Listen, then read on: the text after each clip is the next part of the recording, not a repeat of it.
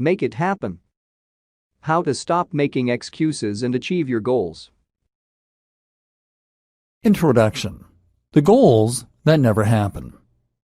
How many incomplete goals do you currently have on your agenda?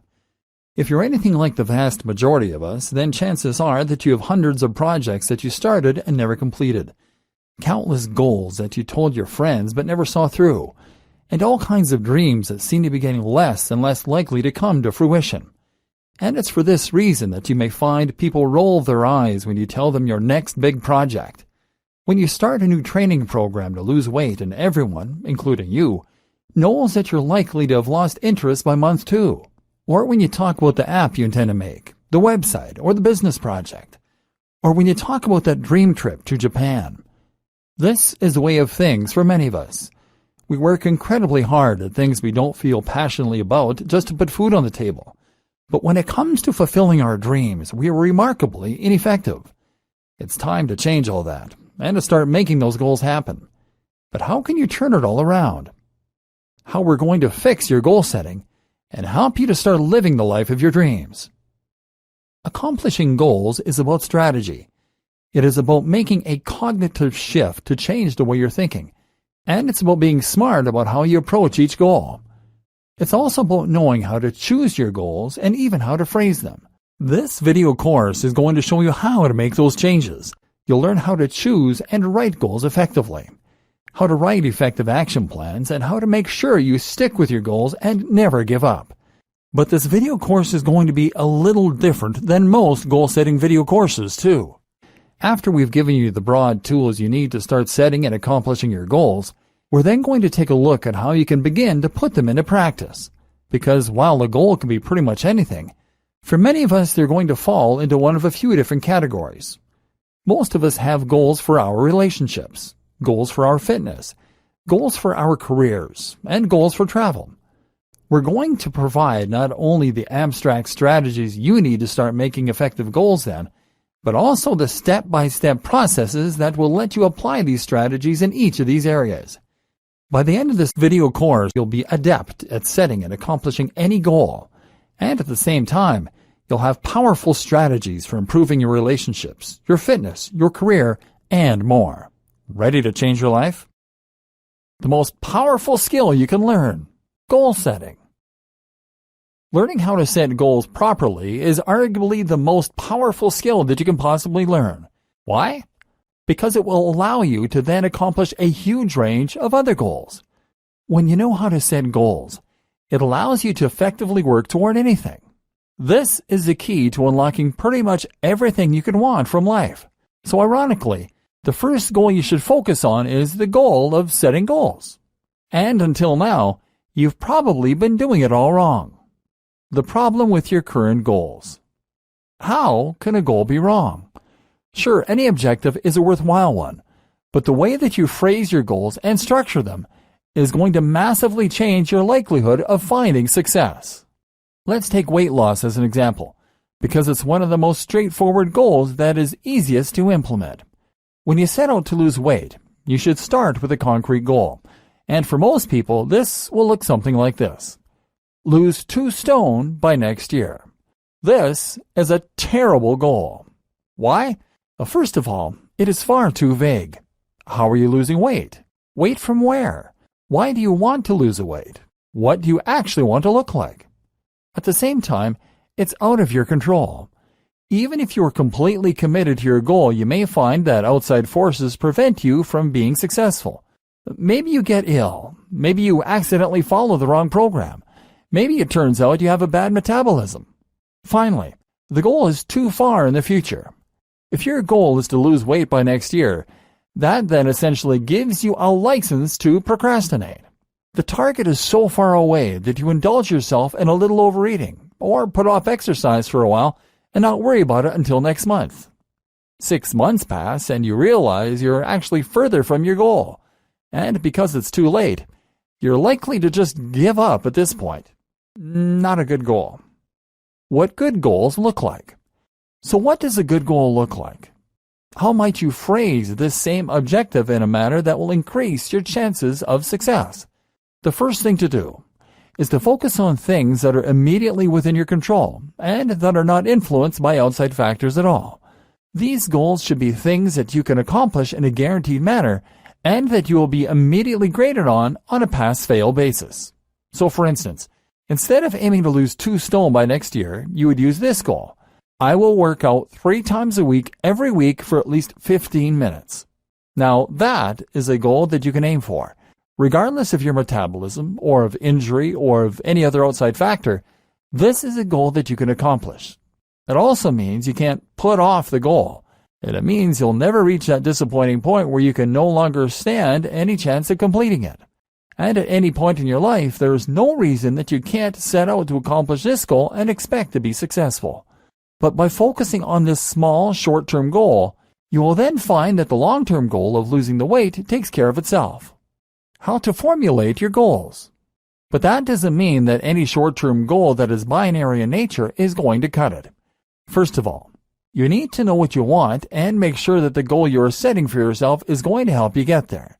You need your goals to be intrinsically motivating, and that means that you have to feel truly passionate about them. It's only by following a goal you really feel excited about that you will find you have the energy and motivation to keep going. Working out for 15 minutes a day is an effective goal because it is sure to take you closer to your broader goal of losing weight. By keeping that end goal in mind, you should stand a better chance of staying motivated to work out, even when you're feeling tired or when you're feeling low on willpower. And you shouldn't just be aiming to lose weight either. Instead, you should have a more concrete vision of what this entails. Do you want to be thinner? Do you want to be more muscular? Why do you want that thing? Is it so that you will be more attractive to the opposite sex? Or because you want more energy? Be honest with yourself and listen to that drive inside that is pushing you toward the goal you want to accomplish. If your goal is to make money, then try to focus on what the emotional hook is that is making you want that money. It likely boils down to more than cash. Maybe it's status you really want, power, confidence, freedom. Only by really understanding the true nature of your own dreams can you A, take the fastest route to accomplishing them, and B, maintain the drive and motivation you're going to need to get there. This is going to require some soul searching. Moreover, you need to ensure that the goals are achievable and realistic, and that you have broken them down into small enough steps. Case in point, our goal for weight loss is to work out 15 minutes per day. That's a tiny amount, but it works because it's achievable and realistic. If you make your goal harder, such as working out for an hour a day, then you're going to find you're quickly disappointed when you can't find the time or the energy. You'll put off the exercise and make excuses. The best part about training for just 15 minutes is that once you start, you'll often find you go for longer. Put it this way, it's much better to have a small, easy-to-accomplish goal and stick with it than it is to have a massive, life-changing goal that you can't manage. But of course, if you're making your goal smaller, that means that it will take you longer to reach the eventual destination you're gunning for. This is not a problem. This is just another thing you need to accept if you want to accomplish anything. Things worth having take time. Take small, steady steps and enjoy the journey. The formula: how to structure goals and make your plan. Now you know the basis of what makes a great goal. It's time to actually start building these kinds of goals for yourself. Later, we'll be applying this same formula to different areas of your life so that you can start going after a better body, better salary, and better love life. But in each instance, we'll be reapplying this same strategy. Step 1. Visualization. The first and most important step is to visualize what you want and to really understand what you want. We already discussed this a little in respect to becoming richer. Often you'll find it's not really the money that you want, but rather what that money represents in terms of your lifestyle or your status. The same goes for being fit. It's not enough to want to be thinner or healthier. You need to understand your own motivations for wanting that. Do you want to feel more physically capable? Perhaps become a professional athlete? Do you want to prevent the deterioration that many experience as they age? Do you want to look amazing so that you can be more successful with the opposite sex? The best way to get an idea of what you want from life in any given area is often just to visualize the future. That means closing your eyes and just calling to mind your ideal future. Where are you? What do you look like? What do you do for a living? Who are you with? By picturing your future in this abstract way, you'll be able to start analyzing what it is that you're actually trying to accomplish, and from there, you can begin to look at the more concrete steps you need to take in order to get there. Some other strategies that can help with this are looking at your role models and seeing what they have in common. Thinking about the things that excite you, your hobbies, the things you're a fan of, etc. Thinking about the last time you felt truly happy or truly alive. From there, it's also a good idea to think about the actual reality and to visualize what it would be like to get there and to live that life. Do you still want it? For example, it's very easy to want to be a rock star in theory, but you might not like the actual lifestyle. It would mean spending a lot of your life touring, being in the public eye, and probably struggling to raise a family. This is why we're thinking in abstractions at this point, because you may find that the reality of being a rock star is not something you really want, in which case, you're going to start again and tap into what it was about that lifestyle that appealed to you. Are there other ways you can satisfy the same emotional goals? If you want to be recognized for your music, then you could try playing an instrument on YouTube or Bandcamp. If you just want to be a professional musician, then you could compose music for computer games or videos. But it doesn't all have to be about your career either. You could just as easily find that you're happy just busking or making music in your spare time. Getting to the core of what you want like this can also help you to overcome impossible odds. If you want to be an astronaut, for example, then you might have to come to terms with the fact that you are too old and it's now unlikely to ever happen. But ask yourself why that appeals to you on an emotional level. Maybe it comes down to your love of space, in which case you might be equally satisfied by being an astronomer. Maybe it comes down to your love of exploration and discovery, in which case you could be an explorer or maybe just a researcher. Step 2. Assess your situation honestly and thoroughly.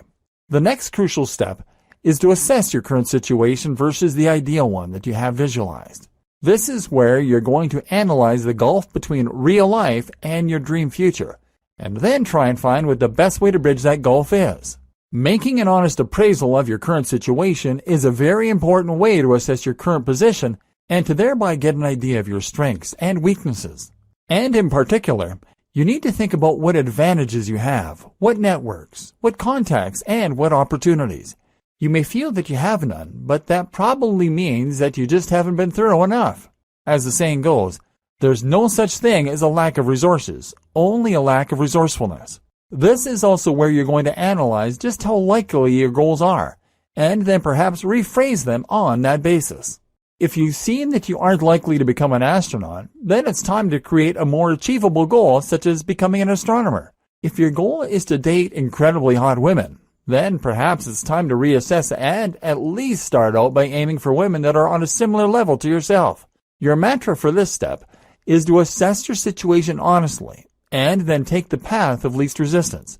You're looking at the maximum benefit from the minimum time and work. The formula: how to structure goals and make your plan. Step 3. Formulate a plan. This brings us to the next step, which is to formulate a plan on the basis of your current situation, where you want to be and what options you have available to you. For losing weight or getting into shape, this means looking, for example, at the different training programs. However, by making the honest assessment of yourself and your situation in the last step, you should be in a better position to choose a system that appeals to your particular strengths and weaknesses and that you are actually likely to see through. So many people will pay for expensive training programs that involve eating a very strict diet and working out 10 times a week for an hour each session. But is that really realistic? If you've tried to stick at previous workouts and have failed, then the answer is probably not. When you assess your current situation, that also means assessing where things went wrong in the past and what your lifestyle and personality will allow for. And by knowing this, you can then look for a training program or devise one that will work to your advantage. Maybe that means finding a way to fit CV in around your regular routine, or maybe it means sticking to a diet that you will find enjoyable and convenient. The same goes for plans for travel and for your career. It's time to get real and to get your head out of the clouds. Stop dreaming about traveling the world and instead think about how you're going to travel more despite your personal responsibilities, budgetary limitations, etc. Stop wishing you were rich and start thinking about how you're going to climb the ladder in your career to actually get there. When making your plan, It's also important to think outside the box and to reject the generally accepted beliefs regarding what you need to do to accomplish each goal. Reject the norm. Because we are only really taught one way to get what we want, and that is to progress through our careers. And this is why so many of us get stuck. We decide we want to be rich, and so we work harder, instead of realizing that we could be wealthier on our current salaries by spending less, and perhaps finding a secondary income. We think the only way to become successful in music is to keep working our day job to pay for it. We think that the only way to travel more is to work harder and then retire early. But the costs of living will inevitably go up to meet your salary. You will have less and less time as you work harder and harder and take on more responsibility. And you'll find there's never a good time to accomplish your goals. And so instead, you need to take the path less traveled. There are other ways to getting to where you want to be, and if you're just banging your head against the wall, then it's time to rethink that strategy. There's nothing stopping you from starting a business in your spare time right now. There's no reason you can't quit your job and start traveling tomorrow. You have the abilities you need to begin applying for higher paid jobs. What's holding you back? Step 4. Phrase your goals in small steps. Now you know what it is you want to achieve and how it is you want to get there, you're going to hone in. You now know the bigger picture, and it's time to think about the small details instead. You know you want to get fit. You know that going to the gym is not viable for you, and you know that working out from home makes a lot more sense. So all that's left to do is to phrase this as a goal that you can focus on every day or week. Hence, I will work out for at least 15 minutes every day. Maybe you've decided you're not so interested in toning muscle, but want to start by focusing on losing weight so you look better in a suit and feel more energetic. In that case, your goal might be, I will walk to and from work every day that it isn't raining. There's nothing wrong with having more than one goal, or making more detailed goals either. You might couple this with a secondary goal, which could be, I will not eat anything on my foods to avoid list. Focus on these small steps and get yourself closer to your goal one bit at a time. Likewise, if you want to advance your career, then your goal might be to take every opportunity that arises to enhance my CV, or apply for one job in the evening 3 times a week. Some of your broader goals are going to take multiple steps. For instance, if your goal is to become a famous musician, then perhaps you should take the following steps.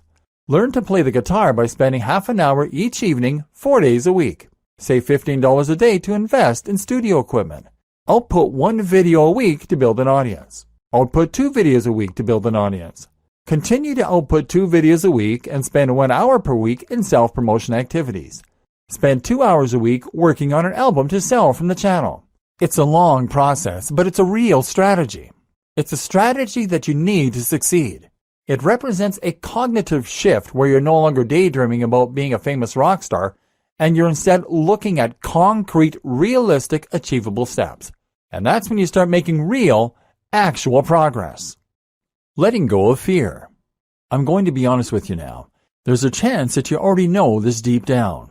It makes logical sense that you should be making small, concrete steps to achieve your goals rather than making bombastic plans to become a rock star or abstract visions like get richer. So what has been preventing you from doing that? 2 things. Number 1, it's a lot of work. It's much easier and more satisfying to dream big and get the reward that comes from that rather than face the reality of grinding towards your goals. We'll be talking about this more later in the book when we discuss how to stay motivated and stick at your goals even when the going gets tough. Then there's a matter of feeling it's not the right time. You procrastinate instead of looking for other work. Again, this just needs a bit of rocket fuel, which we'll be looking at later on. Number 2, you're afraid. This is what I see so often, and it's what condemns so many of us to a dull and unexciting lifestyle. We just don't want to take that leap and put ourselves out there. And in fact, it's easier to imagine ourselves as being very successful and to pretend we're going to get around to it than it is to put ourselves out there and risk having our ego shattered when things don't go our way. We're about to address that second issue, because if you want to be successful, then it's no good to continue procrastinating or trying to put off taking that plunge. How to know if you're procrastinating. Some examples of procrastinating include spending ages reading books and researching the topic instead of just getting stuck in. I see this a ton when it comes to fitness goals. So many people will spend countless hours reading books and blogs on fitness programs, hiring consultants and buying gym kits. But the one thing they never do? Actually start working out. There's nothing wrong with researching health and fitness, of course. In fact, it should be applauded. The problem is when you use this as a convenient excuse for not actually training. The reality is that any training program is better than nothing. If you want to start getting into shape, if you really stand any chance of success, then you should start doing press-ups and pull-ups right now. There is simply no reason not to. You can then improve your routine over time, but you start now. Working on projects and never completing them. I work as an app developer and have released 2 highly successful apps in my lifetime that have together earned me in the region of $90,000. Not life-changing amounts over the course of a few years, but certainly enough to make my life a little more comfortable, especially as I continue to earn money while I work my regular job.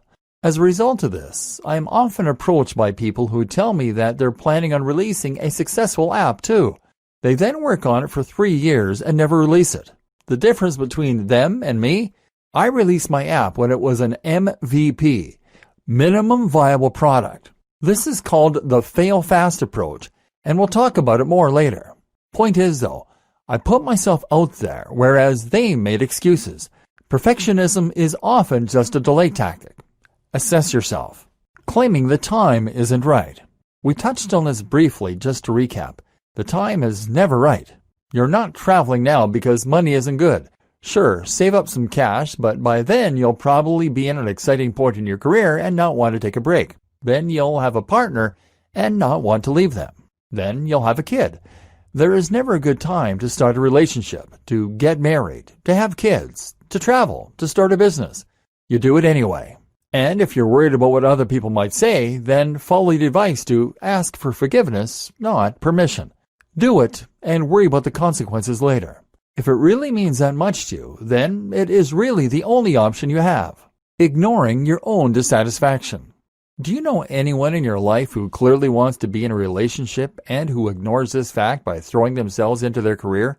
Every post on social media is about how excited they are about their new job or about their travel. But you suspect that really they just wish they had someone to go home to? In this case, they are trying to cover up one lacking area in their lives by focusing on the other. What about people who claim they are happy without pursuing their dream career because they have a family? Sure, that's great, but why not go for both? And that way, be able to inspire your children with your inspiring story. Don't make this mistake, because you need to be fulfilled in every area of your life if you're going to be truly happy. Fear setting. If you still can't overcome these psychological blocks though, then it's time to employ a technique known as fear setting that was described by Tim Ferriss in his book, The 4-Hour Workweek. The idea here is simple. You're going to write down all of the things holding you back and all of the things you're afraid of, and then you're going to present counter-arguments, contingency plans, and more to remove those fears. So take a moment to think about your goals and dreams, and then write down all of the things that you want to accomplish.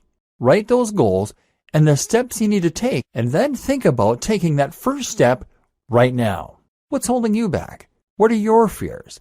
Be honest and thorough, and make sure to include every possible concern. Let's say you want to start your own business. Here are your fears and concerns. You don't have the money. Taking out a loan may be reckless and leave you in serious debt if the business isn't a success.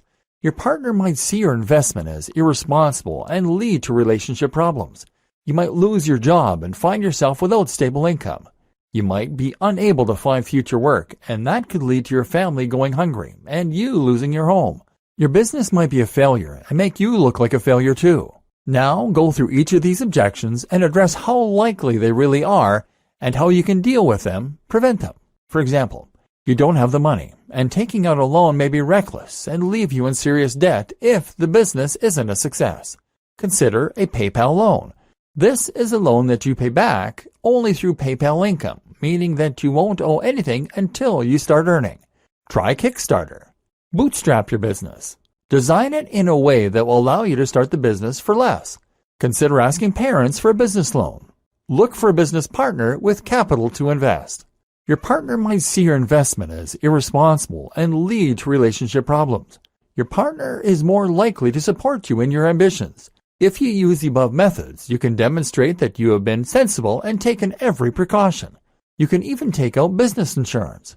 Your partner might be able to help you bring in extra income to support your goals.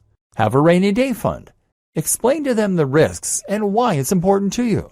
You might lose your job and find yourself without stable income. And you might be unable to find future work, and that could lead to your family going hungry and you losing your home. In most cases, you'll find that your employer will offer you your job back if you need it.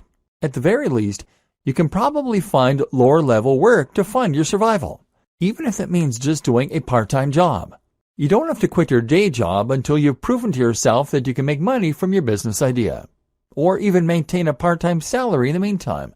You can probably survive on a lower salary than you think and for longer than you think. Your business might be a failure and make you look like a failure too. You will do market research and take every precaution to ensure your plan is a success. You will gain advice from knowledgeable third parties. Who cares what other people think? The alternative, never trying to make anything of yourself or pursue your passions, is far worse.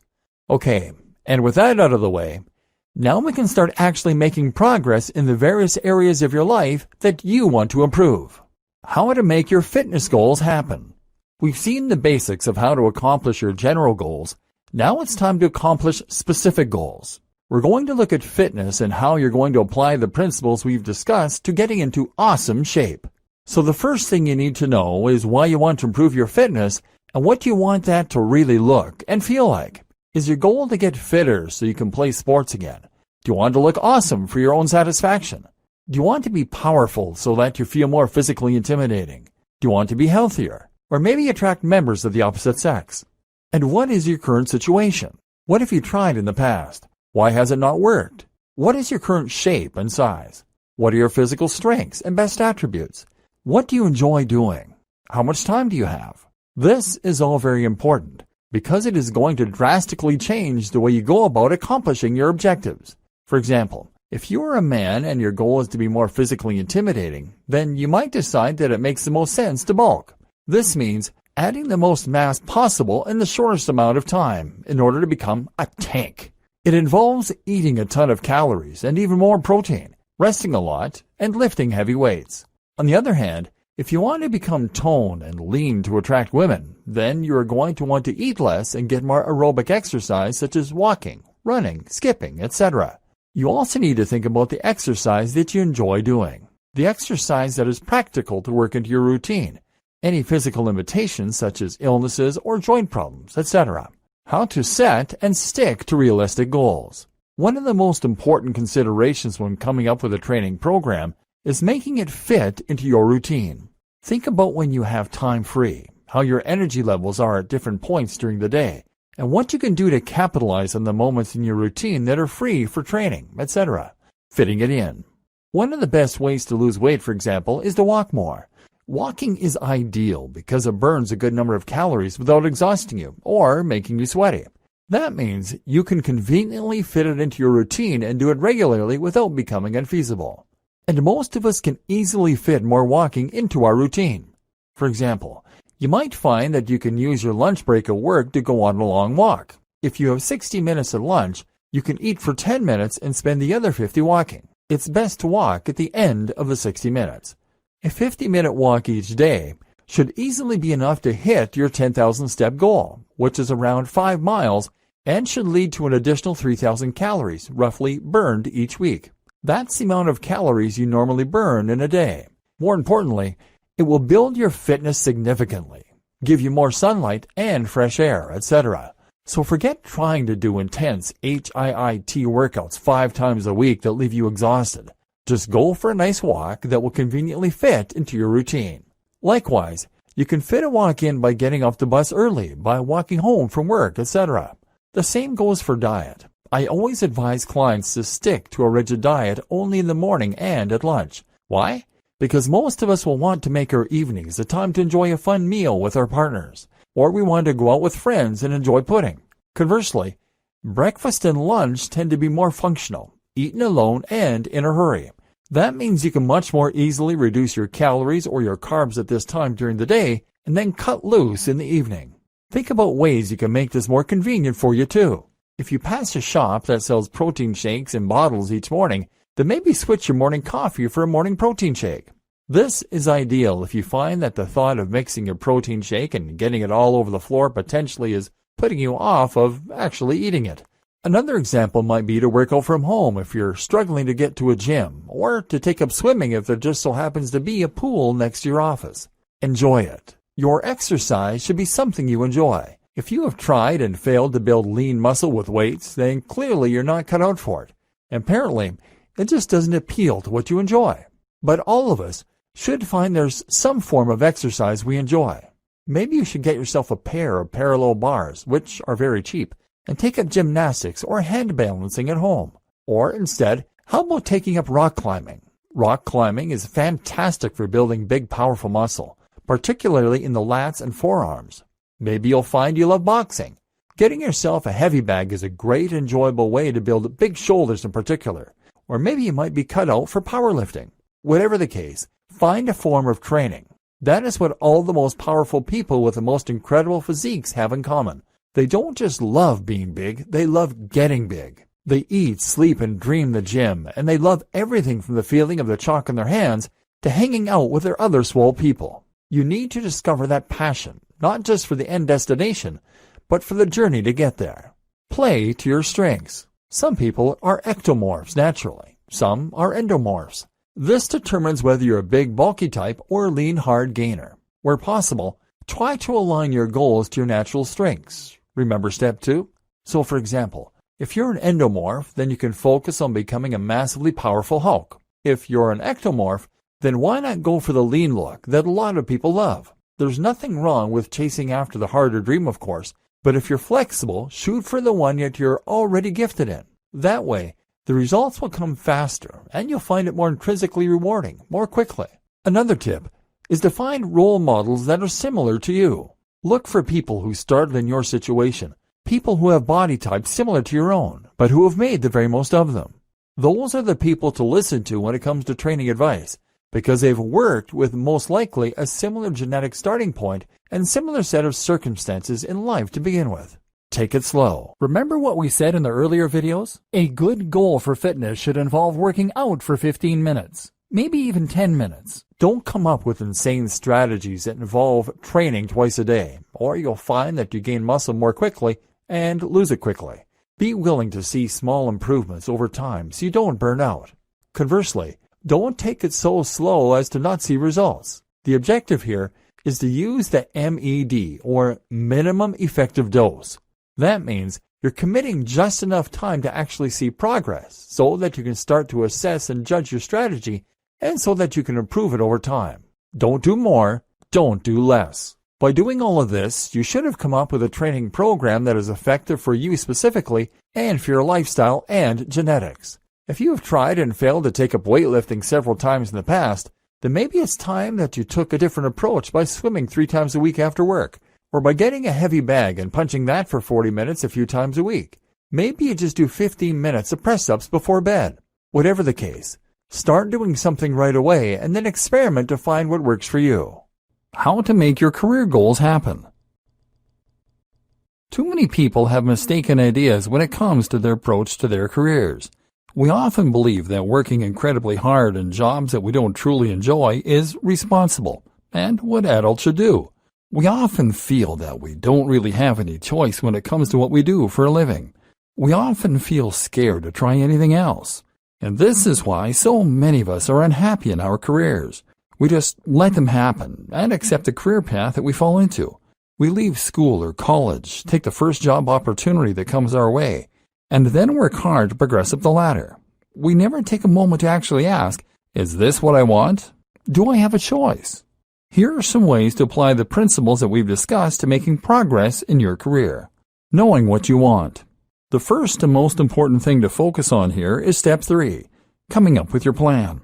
It's time to acknowledge that you don't have to continue working a job you don't like, and there's no reason that you even need to focus on your career at all. The first myth we need to dispel, then, is the notion that you need to get your sense of satisfaction and progress from your career at all. That is to say that you should be able to get the same satisfaction from a hobby. We often feel that our sense of self-worth and achievement is tied up in our careers, and that we need to work harder and harder in order to feel like we're progressing in life.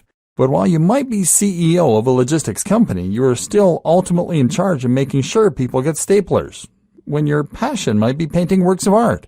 This is why you can often do better to simply switch your focus to your extracurricular activities. My sister did this as an artist when she realized that the reality of her intended field, creating props for movies, was not quite as idealistic as she had hoped. So instead, she took on a job that would pay the bills by working as a saleswoman, and then used her spare time to work on her creations in her own time.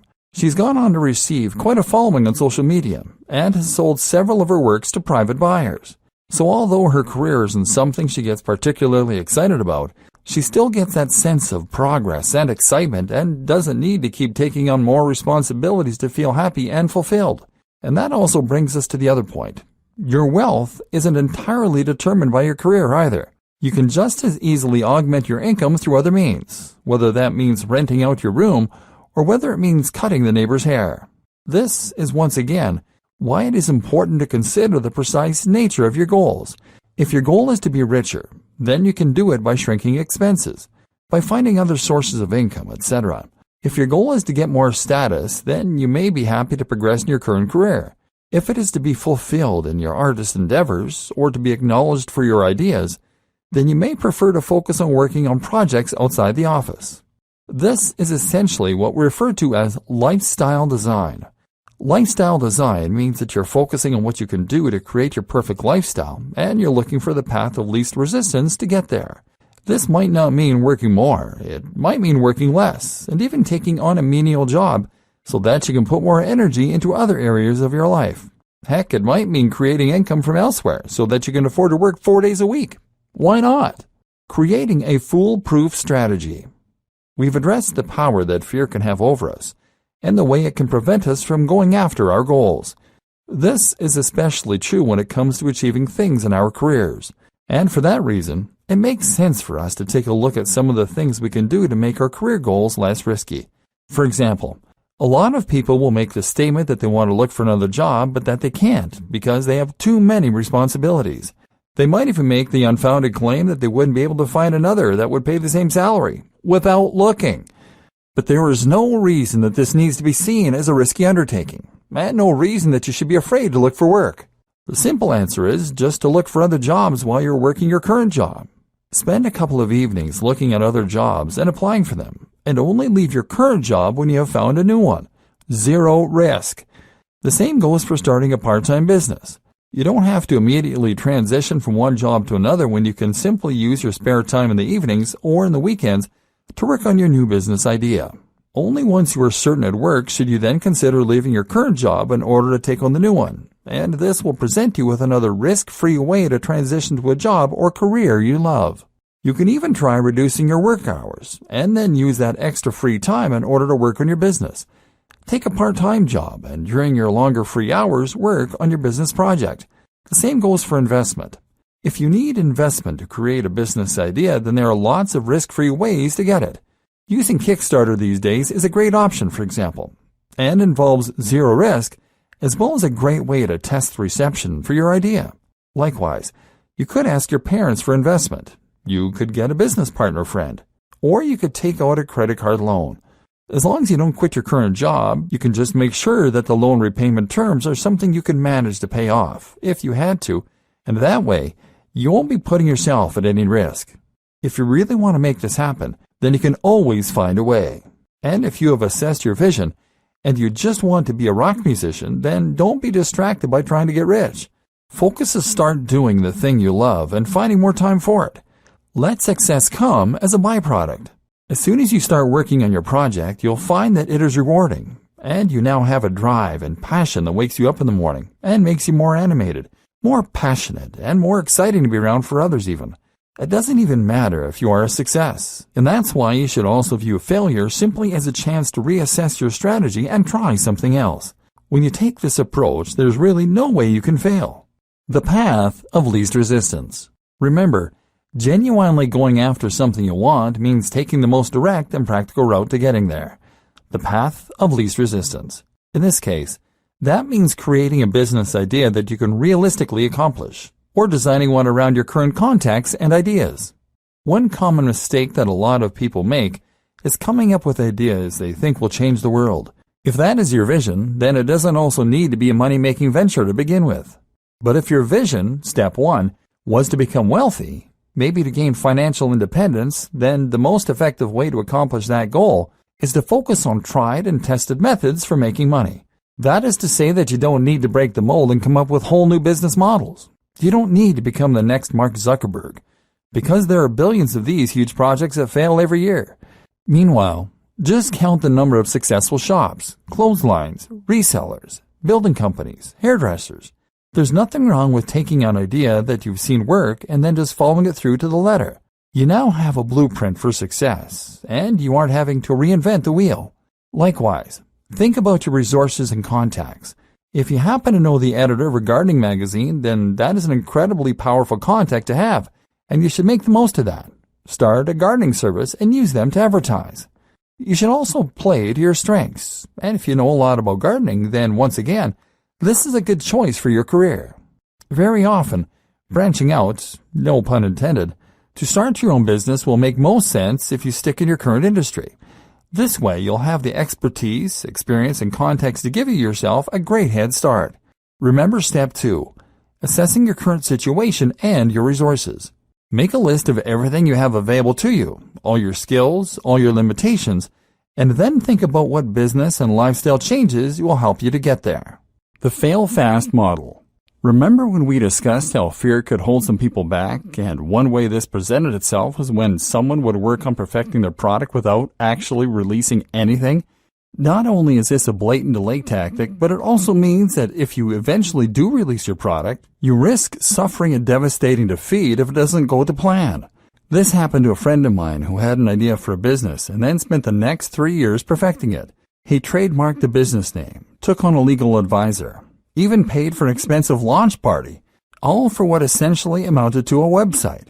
He tested the site in every browser and every display size meticulously. He conducted copious amounts of market research, and he paid for tons of server space and bandwidth, ready to cope with the inevitable huge amounts of traffic. But his upfront and ongoing costs were so high that he went bankrupt almost immediately.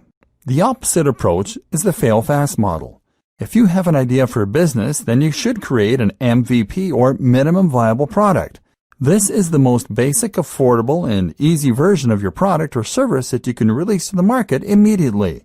That way, you can now test market response to it without having invested lots of your time and money into it. You throw lots of ideas at the wall, quickly putting together something that works. If the idea is successful, you can then invest time and money into it. If it isn't, you iterate, learn from your mistakes, and move on. How to make your relationship goals happen. Relationships are something we often don't think of as goals, but they are in precisely the same way as any other. Maybe you're single and you want to be in a relationship. Maybe you're in a relationship and want to make it better. Maybe you just want more success with the opposite sex. These are all worthwhile goals, and all of them can be subjected to the precise same strategy that we looked at before. Taking stock. Here, though, perhaps the most important aspect to look at is step 2, appraisal. You need to really take the time to assess the current state of your relationships and of yourself, and then to work on moving forward and improving those areas of your life. This starts by looking honestly at your current relationship. A lot of people remain in unhappy relationships because they can't face admitting to themselves that things aren't perfect, perhaps because they have a child or house together, perhaps because they love their partner. But note that improving your relationships doesn't necessarily have to mean ending your relationship. You can work on a relationship just like you can work on a car or a business. You can improve the way the relationship works, improve your happiness in your role, and generally see positive change over time. Would you be happier if you had more sex? Are you getting enough time to spend with your partner properly? Do you argue more than you'd like? Sometimes, it's just a case of making some simple changes which can help you to improve on those areas, and your relationship will be better for it. Don't live in denial.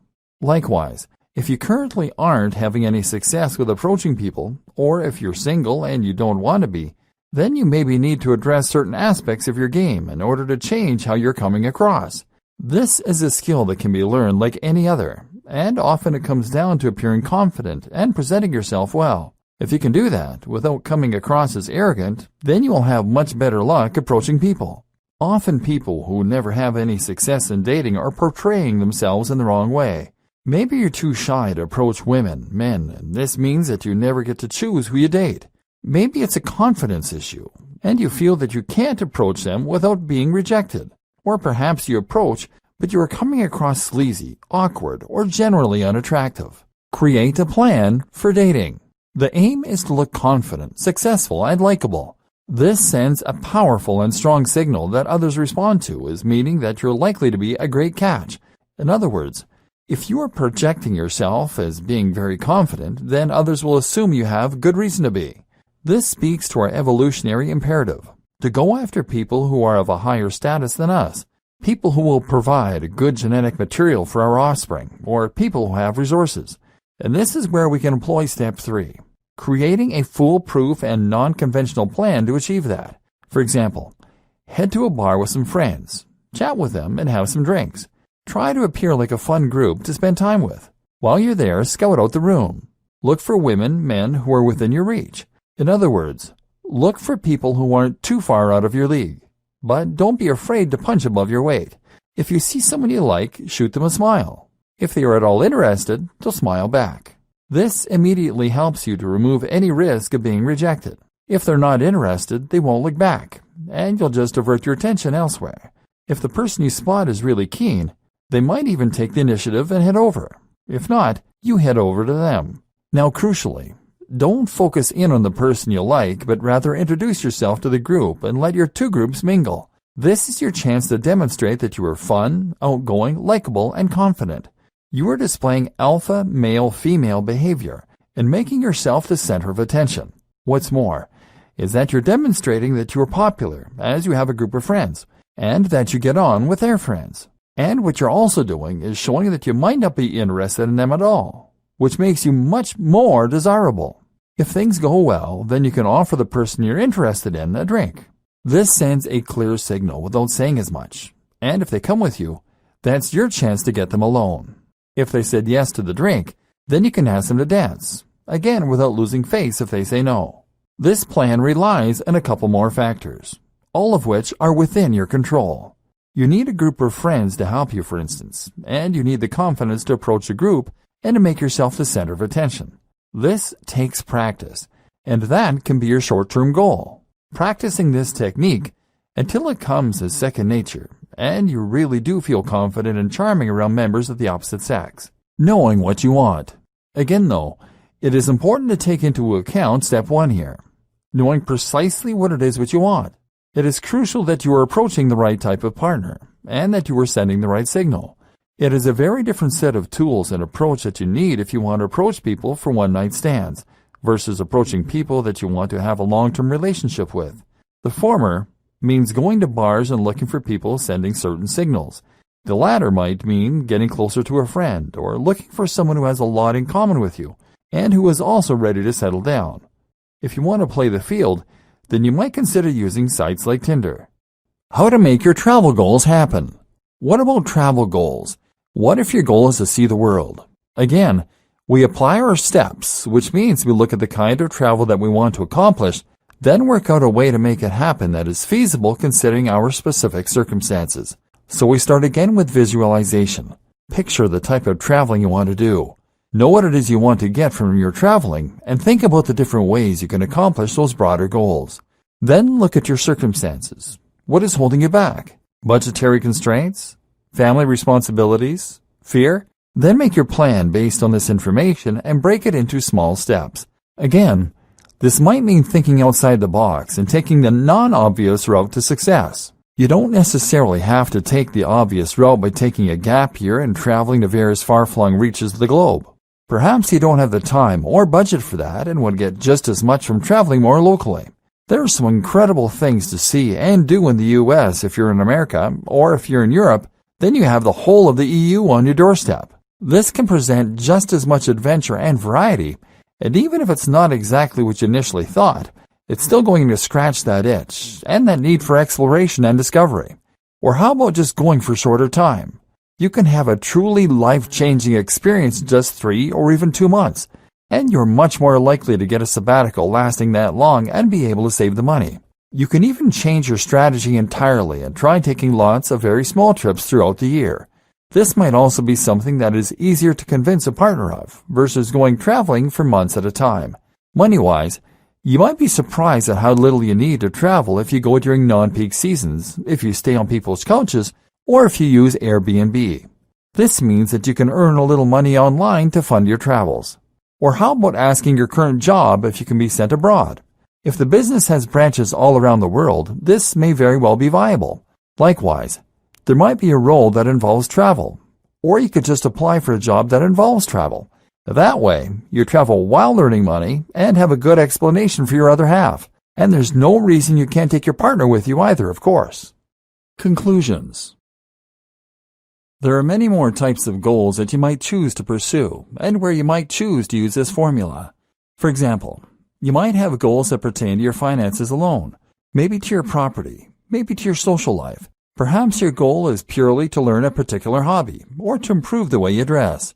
The whole point of this system is that it can be applied anywhere, and when you do that, it will help you to really understand what it is you want, and to make those aims concrete and tangible. This takes them from being dreams that you end up putting off forever, and turns them into a series of steps you can use to make that happen. Sometimes this might mean reassessing your goals to make them that bit more achievable, but if you're smart about this, they won't be any less rewarding.